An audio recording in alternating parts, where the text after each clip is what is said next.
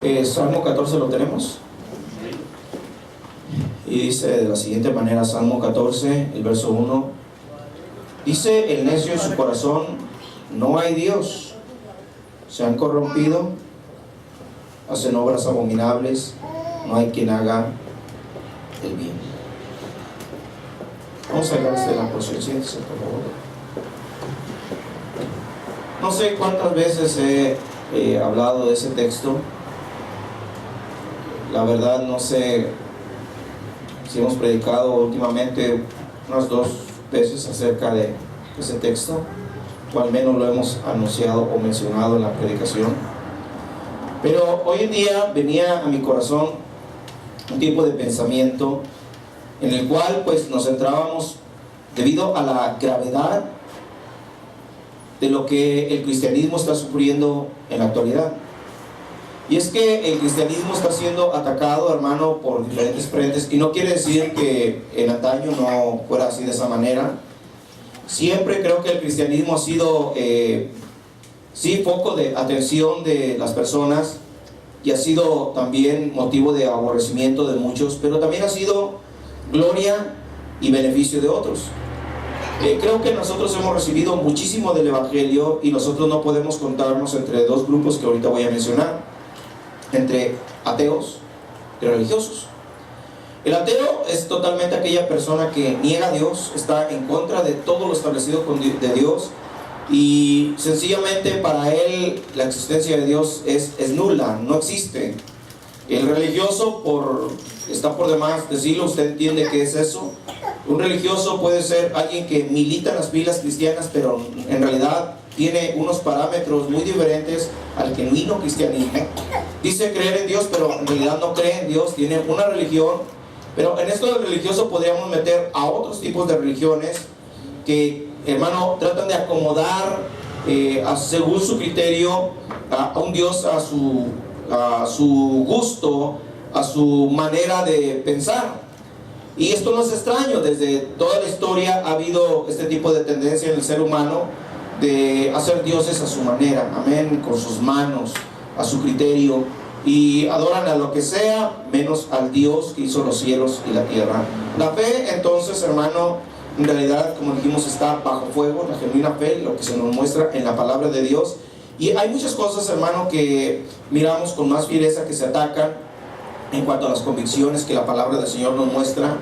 Y creo que con esto de los medios de comunicación vemos más arduamente cómo el ateísmo va avanzando, el religiosismo va también, hermano, ganando terrenos, y vemos cómo pueden haber, hermano, blogs, pueden haber espacios en la internet que anuncian su criterio acerca de que no existe Dios, y lo atacan con fiereza. Hay muchos ateos prominentes que han afectado, hermano, a las generaciones pues pasadas y las de hoy en día sobre todo, dando como resultado que mucha gente le dé paulatinamente la espalda a Dios y, hermano, abracen cosas que Dios en su palabra repudia.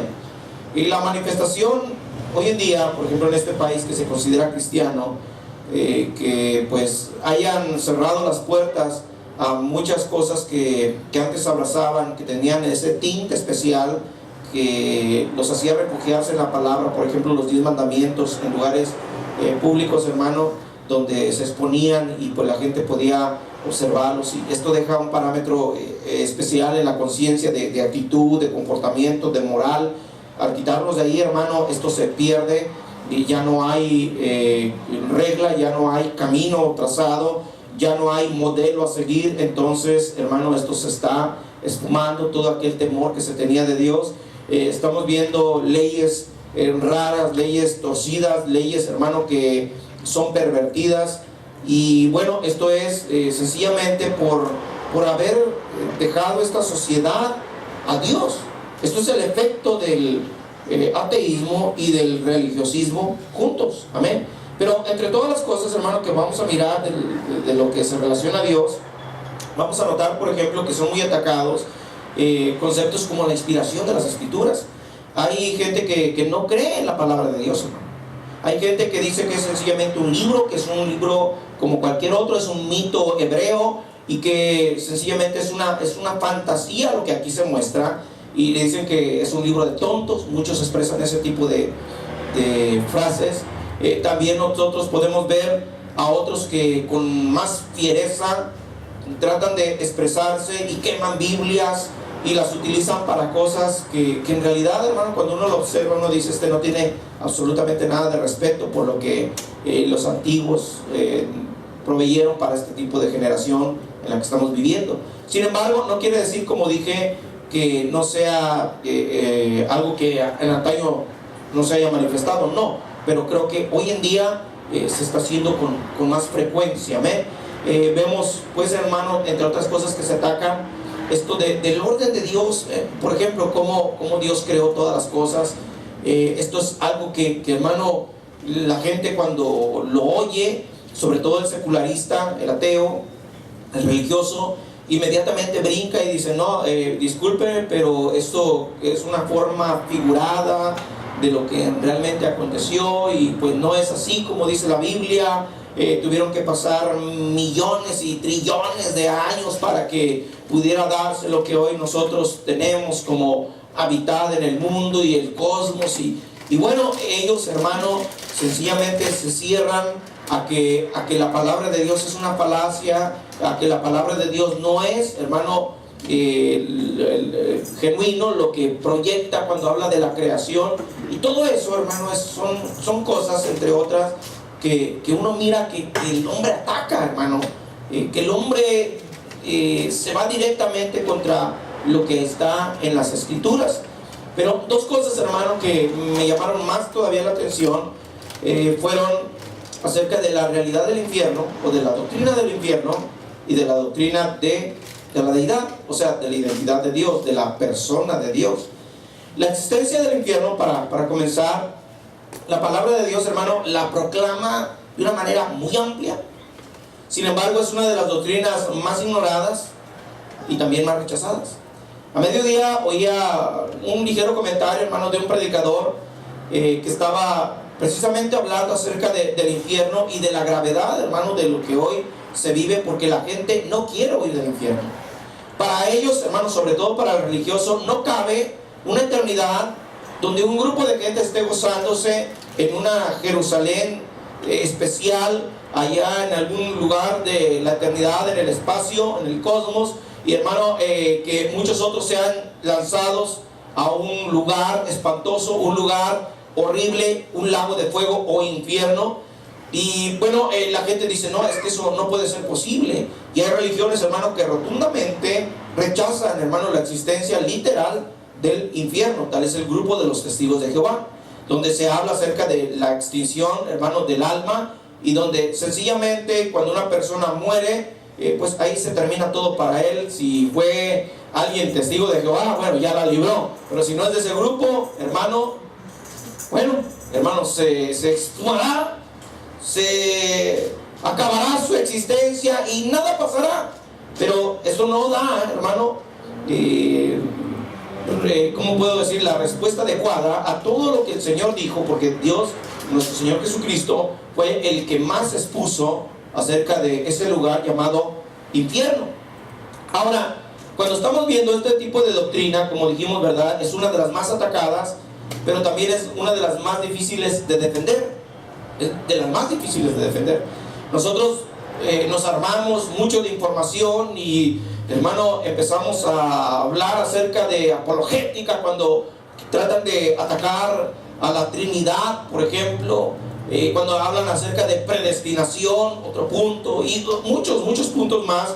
Pero cuando, hermano, uno habla del infierno, pareciera ser como que no tantos estamos preparados para dar una respuesta adecuada a aquellos, hermano, que se han preparado arduamente para, hermano, refutar este tipo de doctrina que se enseña en la palabra.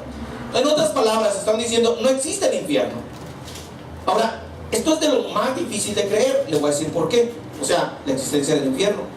Porque aunque usted dice que lo cree, y aunque haya otros a su lado que digan que lo creen, sin embargo, con sus actitudes no, hermano, están como acorde a lo que dice o profesa creer.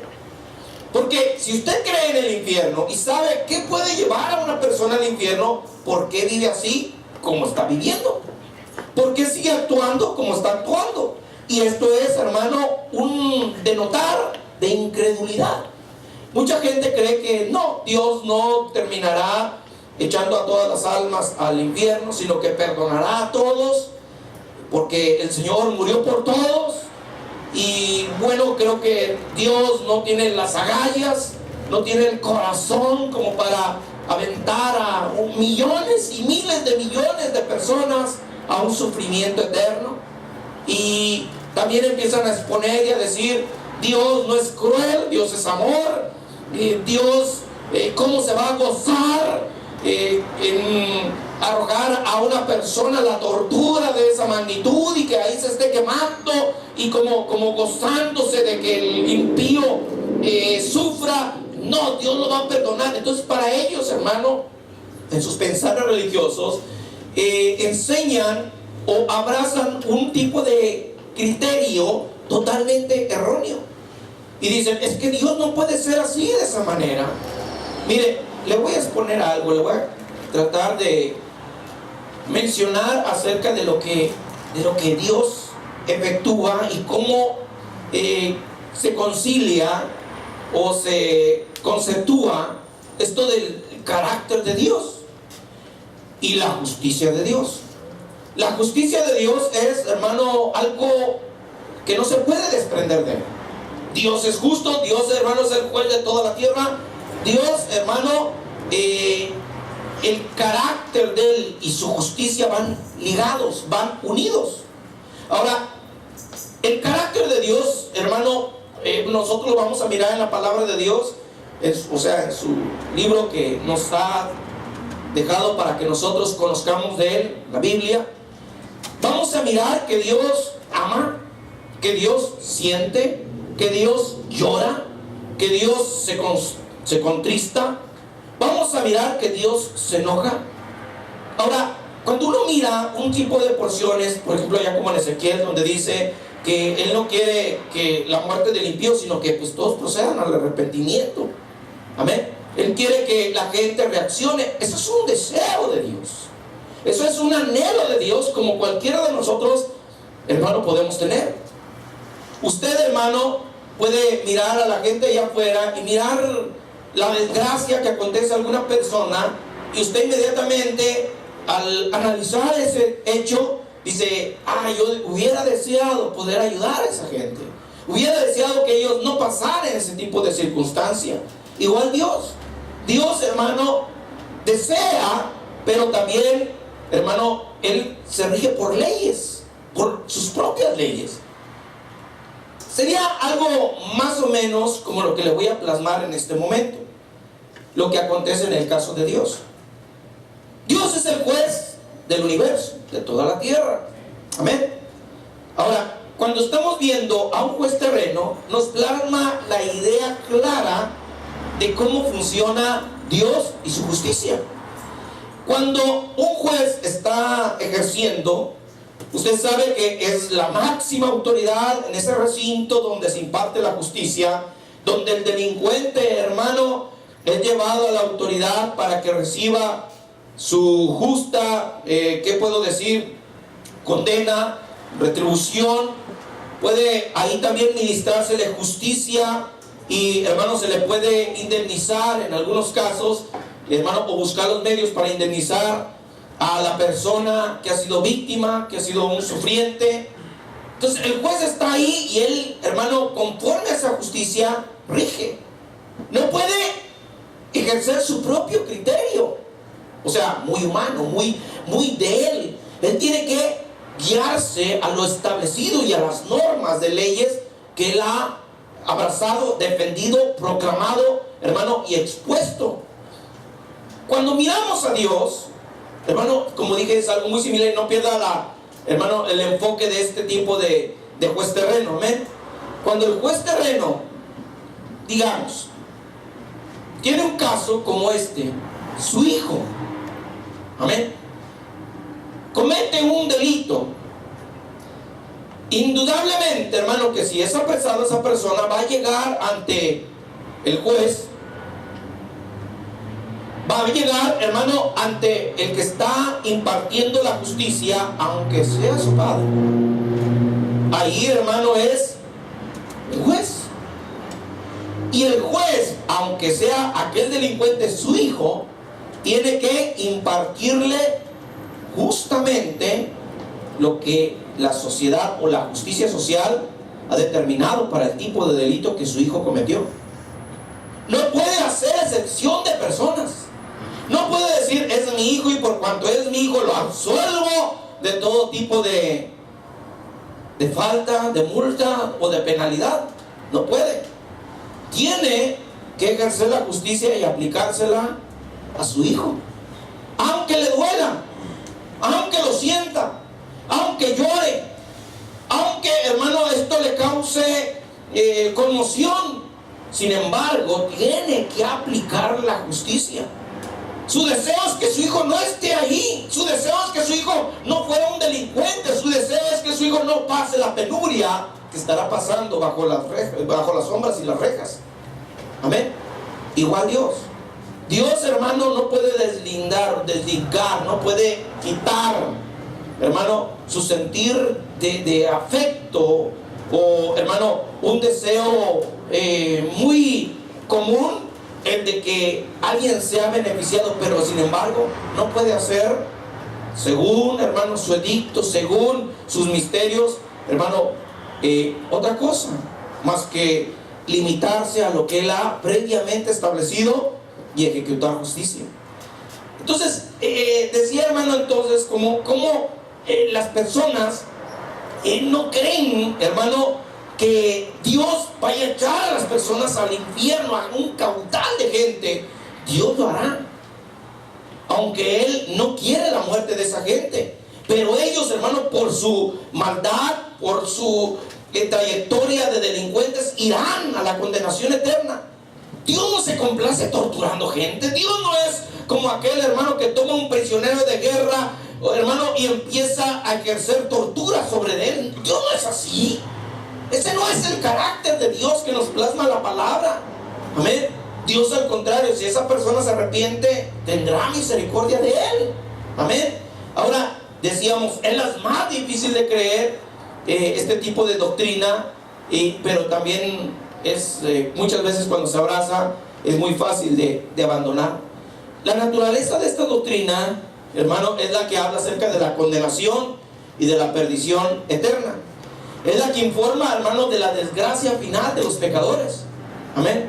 Ella contempla, usted, hermano, a los pecadores en el infierno con lloro y crujir de dientes, hermano, y podemos encontrar varios textos como en Mateo 8:12, Mateo 13:42, Mateo 13:50, Mateo 22:13, Mateo 24:51, Mateo 25:30, Lucas 13:28. En ellos se menciona al final, ahí será el lloro y crujir de dientes. En todos esos textos y aparte otros, hermano, se menciona el sufrimiento final del impío. Dios no está jugando cuando expresa este tipo de textos, hermano. Aunque el religioso los trate de torcer y aunque el ateo los trate de anular. Amén. Esta no es una doctrina consoladora, sino que es una doctrina muy agresiva cuando estamos hablando acerca de el infierno. Amén. Pero el otro también punto interesante que va interconectado es, hermano, el negar la existencia de Dios. Mire, le voy a decir esto: si un ateo no concibe la existencia de Dios, entonces todo lo que es Biblia, todo lo que se relaciona a Dios, no existe, no califica, no va, sencillamente queda nulo. Entonces, hable de usted de lo que quiera de Dios. Sencillamente para el ateo todo es falacia, todo es puro cuento, todo es mito, todo es fantasía. La tildan de esa manera. Pero ¿qué dice lo que nosotros leímos, hermano? La escritura dice: el necio en su corazón, no hay Dios, no hay Dios. Esto quiere decir que desde antaño ha habido gente, mi hermano, que ha negado la existencia de Dios. Esto es lo que hay en el corazón del que es necio, del que viendo las obras de la creación, el que viendo, mi hermano, tanto testimonio, hermano, en abundancia, todavía neciamente se aferra a decir que no hay Dios. ¿Y qué pasa cuando una persona, oye bien hermano, qué pasa cuando una persona tiene ese tipo de criterio que Dios no existe? Inmediatamente el temor a, hermano, a lo que puede ofenderle, o sea, ofender al Creador, se quitan todos esos parámetros, todo ese tipo de moral que nos enseña la Escritura, hermano, es desarticulado y ya no quedará nada o casi nada, hermano, para poder caminar por el mundo en una actitud moral adecuada. La palabra del Señor, hermano, inyecta mucho de lo que es un comportamiento adecuado, una moral buena, sólida, para ejercerla en las sociedades. Pero al decir que no hay Dios, entonces si no hay Dios, la Biblia es un fiasco. La Biblia sencillamente es un cuento cualquiera, hermano. Y si la Biblia es un cuento cualquiera, al no existir Dios, entonces no es cierto que Dios creó el cielo y la tierra. No es cierto que hubo un tal diluvio y que hubo un hombre viejito con sus hijos ahí que pudieron salvarse al hacer una gran arca o un gran barcote y poner algunos animales por ahí. Tampoco sería cierto que se dividió el mar. Tampoco sería cierto, mi hermano, que se levantan los muertos. Todo eso para ellos no existiría. No existe el infierno, no existe nada. Entonces pueden andar como ellos quieran. Cuando una persona saca a Dios de su vida neciamente, el resultado es de este, hermano: se corrompe. Sus actitudes, hermano, son tan malas, tan perversas, que, hermano, viven por vivir, viven a lo que podríamos decir, hermano, sería un criterio corrompido. Van a exhortar, van a vivir, hermano, sin temor de Dios, van a hacer a su gusto, van a hacer siempre, mi hermano, a lo que a ellos se les antoje. Van a tener una idea satánica dentro de su corazón. Una de las cosas que vemos en la Biblia, pues, es que Dios pone parámetros, pone reglas, pone restricciones hacia lo malo. Amén. En las cosas del enemigo, en el satanismo, hermano, ese tipo de barreras se quitan y dicen: haz lo que tú quieras. Tú deseas algo, ve y agárralo, no hay problema. Cosas que miramos que la Biblia restringe, ahí, mi hermano, se quitan las barreras. Ahí sencillamente, mi hermano, si la Biblia dice no adulteres, ellos dicen todo lo contrario: ten las mujeres que tú quieras, acuéstate con las que tú quieras, no mientas, dice la Escritura. Hermanos, es el pan de ellos. Todo lo hacen, hermano, para defraudar, para corromper, para torcer. Todo lo hacen de esa forma, lo aplican. ¿Por qué? Porque están corrompidos, no hay temor, dice. Hacen obras abominables. ¿Qué pasa cuando una persona no tiene a Dios, no tiene temor de Dios? Usted va a mirar gente, hermano, que despelleja a otro. Inmediatamente uno de los pensamientos que vienen y surcan en el corazón y la mente de uno que sea temeroso de Dios, dice: este hombre de verdad que no tiene temor de Dios. Alguien, hermano, que sea un profano, alguien, hermano, que entre y hermano, llegue y destruya tal vez una iglesia, o que venga, mi hermano, y de las cosas sagradas venga y violente o viole, mi hermano, ese espacio sagrado y corrompa todo. Hermano, este tipo de gente, uno al contemplar dice: esta persona no tiene temor de Dios. Son gente que hace acciones abominables. Piense si usted no tuviera temor de Dios, hermano. Piense que Dios no existiera.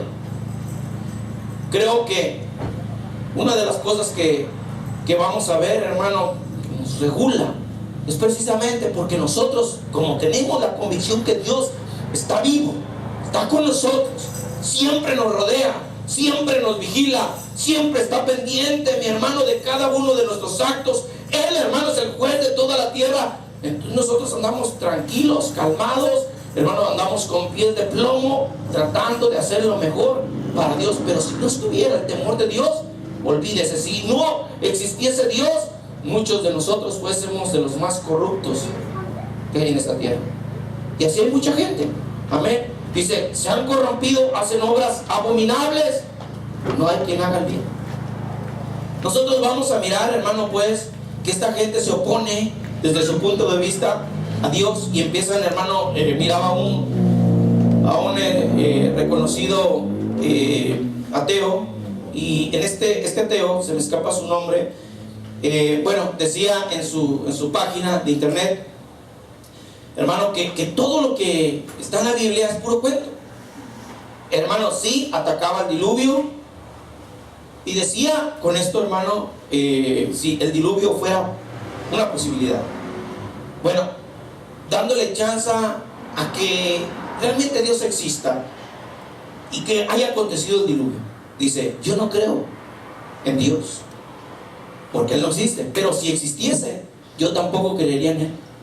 Yo lo miraría como alguien injusto. Fíjese, hermano, la mentalidad de este hombre, que esa mentalidad no puede ser de otro, sino que del mismo diablo. Dice, yo no creería en Él porque si Él ejecutó el diluvio, quiere decir que mató a millones de personas. Entonces estoy hablando de un Dios genocida. Y usted sabe que Dios sí mató millones de personas, hermano, con el diluvio. Ahora, también él empieza a hablar acerca de las guerras de Jehová, donde Dios, hermano, cuando mandó al pueblo de Israel a introducirse a la tierra de Jehová, o a la tierra de Israel, hermano, a la tierra que Jehová había dado a sus padres, hermano, vamos a notar que entra a Canaán y Dios dice, barran con todo, barran con lo que encuentren ahí. ¿Y qué pasó? Barrían con toda la gente, hermano. Barrían con mujeres, ancianos, niños, y algunos de ellos que escapaban, hermano, los tomaban como esclavos, pero eran en realidad genocidas. Hicieron genocidio. Si usted mira, por ejemplo, lo que pasó en Sodoma y Gomorra, esta persona dice, no, es que Dios es malo, odia a los homosexuales, y derramó fuego y azufre contra esas ciudades que hacían esas prácticas. Y es un genocida. Dios es un genocida. También, hermano, podríamos decir que se saca, oiga bien, se saca todavía para como colmo de que Dios cuando venga e implante su reino, amén, va a sujetar a todos a los pies de Cristo. Entonces esta persona también, entre las ideas que a veces uno puede encontrar, es que dice, es que es un Dios. ¿Cómo se le dice a la persona cuando no deja que otro tenga también algún tipo de alcances? ¿Cómo se le dice? Cuando él solamente quiere ser, hermano. ¿Cómo? Bueno, sería un monopolio, pero hay otra frase, egoísta. Un Dios egoísta. ¿Cómo? Esto de Dios, entonces, estamos hablando de alguien egoísta, de un egoísmo tremendo, donde no permite que nadie más sea adorado. Yo no quiero un Dios así, dice. Para colmo, en el Apocalipsis mencionaba, hermano, también, ya al final, donde los cielos y la tierra desaparecen y solamente queda una ciudad especial, hermano, y todo lo demás, lo que no entre en esa ciudad, será echado al lago de fuego. Entonces dice, ¿cómo Dios va a arrancar a un montón de gente y los va a aventar ahí? Dios es un Dios genocida, es un Dios cruel. ¿Qué responder a personas como esas, hermano? ¿Qué responder a gente que está diciéndole este tipo de frases? Y le voy a decir algo, hermano, no están tan equivocados. Ahora, ¿cuál es la explicación que como defensores de la fe nosotros tenemos que dar? ¿Cuál es la respuesta a eso? Por eso le decía hace un momento atrás que hay ocasiones que es bien difícil de defender en ciertos puntos lo que es la palabra de Dios, lo que son las doctrinas que la palabra del Señor menciona. Pero nosotros debemos de entender, hermano, el carácter de Dios, la soberanía de Dios. Debemos de entender, hermano, cómo Dios es el dueño de todas las cosas, es el dueño de este lugar. En realidad esta casa No es el ser humano el dueño, es Dios el dueño. Él es el que puso reglas y el hombre las ha quebrado. Las reglas espirituales y las reglas humanas, aunque tienen un cierto tipo a veces de semejanza y paralelo, hay espacios totalmente abismales. En las cosas espirituales hay una regla, y la regla, mi hermano, es esta, mi hermano: el que peque tiene que morir. La paga del pecado es muerte. No es que Dios, hermano, realmente quiera matar a todos. Es que el hombre ha, hermano, ofendido a la justicia de Dios. Ha ofendido a la justicia sempiterna. Entonces, por su actitud, no es que Dios lo odie, es que se tiene que ejecutar justicia. Es que se tiene que ejecutar, hermano, el castigo. No es que Dios condena a nadie, es que la humanidad ya estaba condenada. Es que la humanidad ya estaba perdida. Se había echado a perder todo. Dios no es ningún ser injusto. La escritura dice, hermano, acá, hermano, no hay quien haga el bien. Esto nos dice que todos han, hermano, cometido algún tipo de pecado, y por lo tanto todo ser humano merece la muerte. Si Dios dejara a todos, hermano, a un lado y no aplicara su misericordia, su amor, si no aplicase la salvación de Cristo en algunos, todos nos perderíamos. Todos, hermano, iríamos al infierno, sin excepción. Sin excepción. ¿Y Dios sería injusto por eso? No, Dios no sería injusto por eso. Dios continuaría siendo justo. Así es de que si pasa algún tipo de acontecimiento y el juicio de Dios cae sobre de una persona y lo aplasta, lo aniquila, lo pulveriza, Él murió por su iniquidad. ¿Y por eso es Dios malo? No, hermano.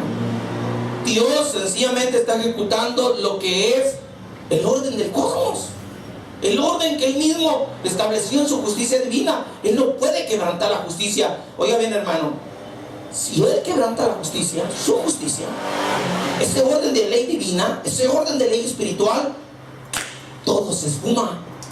Nada podría permanecer. Si Dios corrompe eso, nada puede existir. Nada puede. El orden creacional, el orden, todo, hermano, en sí se echaría a perder.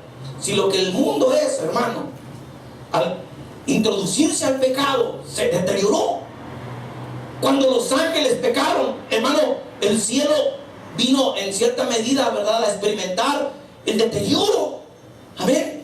Y tuvieron que expulsar a esos seres angelicales. En el mundo, ¿usted cree que qué va a pasar? También se tendrá que desarraigar ese tipo de gente, porque solamente los justos habitarán la tierra, hermano. Viene el tiempo donde solo los justos habitarán la tierra y heredarán las promesas de Dios, hermano. Sin embargo, hermano, como dijimos, la gente no depara en eso, no depara en sus errores. ¿Por qué? Porque el ateísmo y el religiosismo, cuando se unen y van de la mano, entonces no quieren a un Dios como el que presenta la Biblia. Es difícil de sostener esto, hermano, para ellos. No quieren a un Dios, hermano, con ese carácter. No lo quieren. Quieren al Dios Cordero. Quieren al Dios de amor. Quieren al buen samaritano. Quieren, hermano, el que pone la otra mejilla. Pero no quieren ver la otra cara, donde Dios se menciona en su palabra que Él es león, que Él es fuego consumidor, que Él es, hermano, alguien que es peligroso caer en su mano, terrible cosas caer en su mano. No quieren ver esa parte de Dios. No quieren ver, hermano, la parte justiciera de Dios. Quieren ver solo su amor. Usted véale al papá solamente la parte amorosa. Pero cuando el papá, cuando el niño hace algo, saca la regla, saca, mi hermano, la vara y lo corrige, entonces el niño concibe a su papá, a su mamá, como alguien terrible. Así es Dios, hermano. Así es Dios. Así es nuestro Creador. Amén. Así es de que las llamas que abrazaron a Sodoma y Gomorra serán un fuego pirotécnico a comparación, hermano, con el lago de fuego que les espera a estos impíos. A los que dicen en su corazón necio, no existe Dios. A los que, basados en que no existe Dios, hermano, se han corrompido, practican y hacen cosas abominables. Todos ellos, hermano, cada uno expresará, mi hermano, a su final ese llanto, ese crujir de dientes en su momento. Amén. Cuando nosotros vemos también a los que atacan las cosas de Dios, atacan el cristianismo, otro de sus tipos de énfasis que hacen es que las religiones, hermano, el hombre las creó para controlar las masas de gente. Amén. Y dicen, es que el hombre es inteligente y creó a Dios. Creó un Dios con el cual se pueda controlar a la sociedad. Y curiosamente, fíjese, hermano, que todo reino en la antigüedad y hasta hoy en día tiene cierto tipo de parámetros donde la religión y la sociedad o la política deben de ir de la mano hasta cierto punto. Usted vea, hermano, que en antaño llegaban y conquistaban algún tipo de territorio y ellos imponían sus religiones, imponían su política e imponían su religión en todas áreas de la historia. Eso así pasó. Amén. En todo lugar. Usted piense en los lugares más remotos, en los lugares más distantes en el tiempo. Todo el tiempo fue así. Imponían su política, su dominio, hermano, y imponían también su religión. Nabucodonosor, cuando él se estableció, hermano, como poderoso en la tierra por designios de Jehová, hermano, él también formó su propia religión, formó su propia estatua y dijo un edicto: que todos adoren a la estatua de oro que yo he levantado. Y esta es una muestra de cómo la política y la religión a veces van de la mano. Miraba, hermano, en la época de los años 1500, 1600, después de cuando explota la Reforma, empieza a haber una gran convulsión en Europa. El cristianismo empieza a reaccionar después de cientos de años doblegados por el catolicismo. Y cuando entra el emperador Carlos V a defender el dominio político, pero también el dominio de fe, hermano, implanta como el hermano religión imperial lo que habían estado promoviendo junto con Roma, apoyándola siempre, tratando de reafirmar en esos lugares reconquistados. Pero ¿qué pasa? Cuando llega, hermano, los reformadores le hacen una trampa, sobre todo los alemanes, a este emperador, poderoso emperador, hermano, y lo agarran, hermano, cuando estaba sin la guarda o la guardia española. Entonces se lo llevan a un lugar secreto y dicen: bueno, emperador, muy emperador puede ser, pero ¿sabes qué? Aquí estás solo y te vamos a matar si no firmas un acuerdo en el cual nos da la libertad de ejercer nuestra religión. Nosotros vamos a estar en el imperio, no hay problema, pero queremos libertad de religión. Entonces, hermano, cuando, hermano, la Reforma había explotado, pues de cierta manera empezaron a surgir grupos como los luteranos, los hermanos calvinistas, y así grupos que iban surgiendo. Entonces dijo este emperador Carlos V, dice: muy bien, dice, está bien, lo voy a firmar, pero solamente en cada región donde haya un tipo de líder, vamos a decir un virrey o un conde o algo así, alguien que esté en esa región dominando políticamente, todos los de la región tienen que profesar la misma fe. De la otra región, si el líder político tiene algún tipo de tendencia religiosa, todos los de esa región tienen que abrazar la misma religión. Y vamos a firmar. Y dijeron: bueno, nos da la libertad para firmar. Entonces firmaron y lo dejaron libre, y así fue que se pudo, hermano, proseguir con el sostenimiento de doctrinas cristianas que empezaron a surgir. Pero fue así. Pero cada región tenía su pensamiento. Y miramos, hermano, a veces países contra países o regiones contra regiones peleándose, hermano. A veces los dividió un río y se tiraban el uno al otro, hermano. Se tiraban, y a veces la guerra religiosa era una guerra política. O sea, nosotros vamos a ver, hermano, pues que La idea de esta persona es que no, la religión es sencillamente un acto para controlar las masas. Vea cómo Europa y Asia, amén, o Asia Menor, están divididos, hermano, por una franja muy pequeña, unas fronteras muy pequeñas, muy livianos, hermano. Pero de un lugar para allá y el otro para acá, hermano, podríamos decir que hay diferencias políticas, diferencias religiosas muy marcadas. Tal vez se pueden entremezclar, pero no van muy lejos de sus fronteras y no cambian el orden de aquellos lugares. Amén. Se tolera pasando esas fronteras las políticas como sus religiones. Amén. Cuando uno mira esto, uno dice, ¿cómo poder responderle a toda esta gente? Le voy a decir algo, hermano. Nosotros podemos mirar que es cierto, las cosas que la palabra del Señor menciona incluyen a un Dios justiciero y un Dios, hermano, que siempre hará que se implante el orden, que siempre, mi hermano, también exigirá a los suyos que haya una teocracia. Amén. El primer reino de Israel, más bien dicho, el primer estado israelí, cuando lo regían los judíos, hermano, que eran los jueces, era un lugar, un país con una política teocrática. Amén. O sea, regida por Dios. Amén. Lo que quiero mencionar es esto. Cuando uno mira cómo Dios, hermano, trabaja acá, hermano, vamos a ver, se me escapa la idea que traigo en la mente, pero vamos a mirar, hermano, a un Dios, pues, hermano, que lo hace todo con motivos detrás. ¿Sabe, hermano, para que usted se dé una idea, por qué Dios barrió a las generaciones que estuvieron antes del diluvio?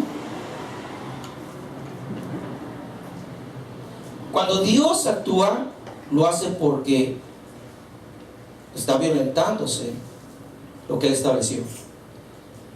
La Biblia dice acerca de este llamado Noé, que él era perfecto en sus generaciones, mas toda carne se había corrompido.